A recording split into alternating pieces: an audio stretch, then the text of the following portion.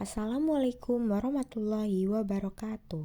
Perkenalkan, nama saya Juwita Trikinanti dari kelas manajemen 25A dengan NPM 25411027.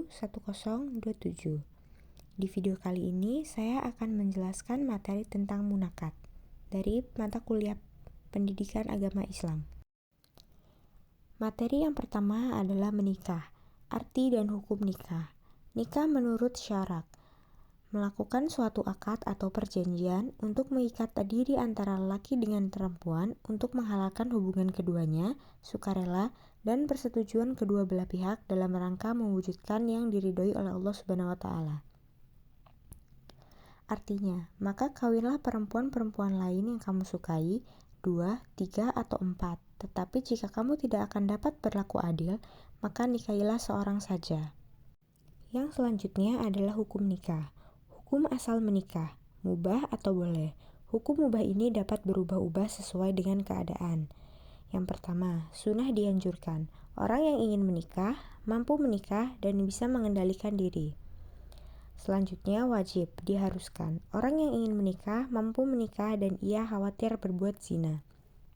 Selanjutnya, makruh, dibenci atau lebih baik ditinggalkan.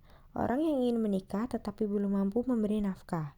Yang terakhir, haram, dilarang, bermaksud menyakiti wanita yang akan ia nikahi. Lalu, rukun nikah. Sah dan tidaknya menikah dilihat dari dipenuhi tidaknya rukun nikah. Yang pertama, ada calon suami. Kedua, ada calon istri.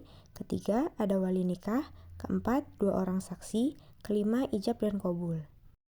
Selanjutnya, kewajiban suami dan istri. Pertama, kewajiban suami, mencari nafkah untuk keluarga sesuai dengan kemampuan suami. Kedua, memberikan perlindungan dan rasa aman terhadap keluarga.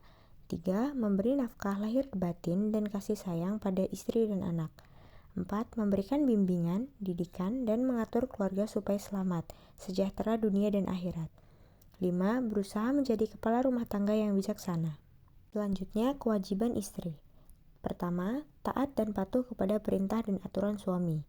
2, mengurus rumah tangga, menyiapkan keperluan suami dan anak sebaik-baiknya. 3, berusaha menerima dengan ikhlas pemberian suami dan tidak meminta sesuatu di luar kemampuan suami. 4, jika istri akan puasa sunnah harus ada izin dari suami. 5, menjaga kehormatan dirinya dan berusaha untuk tampil cantik dan menyenangkan di depan suami. Berias itu tidak hanya untuk suami. 5, menjaga rahasia suami dan harta suami. 6, mengasuh, mendidik, dan memberikan kasih sayang kepada anak. Selanjutnya, hikmah menikah. Menikah itu sunnah Rasul dan banyak hikmahnya. Pertama, menenteramkan batin, pikiran jernih, semangat bekerja tinggi, istiqomah, dan menambah khusyuk dalam ibadah. Kedua, menjauhkan diri dari perbuatan maksiat. Ketiga, memperluas tali silaturahmi. Keempat, saling menyempurnakan. Kelima, melahirkan generasi penerus Islam, anak yang soleh mendoakan kedua orang tuanya. Yang selanjutnya, materi talak. Talak adalah perceraian, lepasnya tali pernikahan suami istri dalam rumah tangga. Talak ialah perceraian atas kehendak suami. Hukum talak yaitu makruh, sesuatu yang dibenci. Lalu macam-macam talak. Yang pertama, talak roji, yaitu talak 1 dan talak 2. Disebut talak roji ialah karena suami masih dapat rujuk kembali dan masa idah belum habis. Yang kedua, talak bain, yaitu talak 3, jika suami tidak dapat rujuk walaupun masa idah belum habis. Talak ketiga disebut sebagai dengan talak bain kubro. Selanjutnya, idah. Idah adalah masa menunggu bagi seorang istri atau janda setelah terjadinya perceraian. Memberi kesempatan berpikir pada keduanya untuk melanjutkan perceraian atau rujuk. Untuk mengetahui keadaan istri atau janda hamil atau tidak, sebab kalau hamil masa idah diperpanjang sampai dengan kelahiran anak dan kering darahnya wiladahnya, darah sehabis melahirkan. Lalu ada macam-macam masa idah.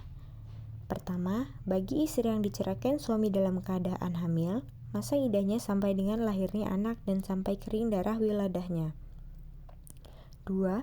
Bagi istri yang ditinggal mati suaminya jika tidak hamil, masa idahnya 4 bulan 10 hari. Bagi suami istri yang datang bulannya masih lancar, masa idahnya 3 kali suci. 4. Bagi istri atau janda yang sudah tidak datang bulan, masa idahnya 3 bulan. 5. Bagi istri atau janda yang belum pernah dicampuri, mereka tidak punya masa idah. Dan yang terakhir adalah rujuk. Rujuk adalah kembalinya suami pada bekas istrinya pada waktu masa idah belum habis.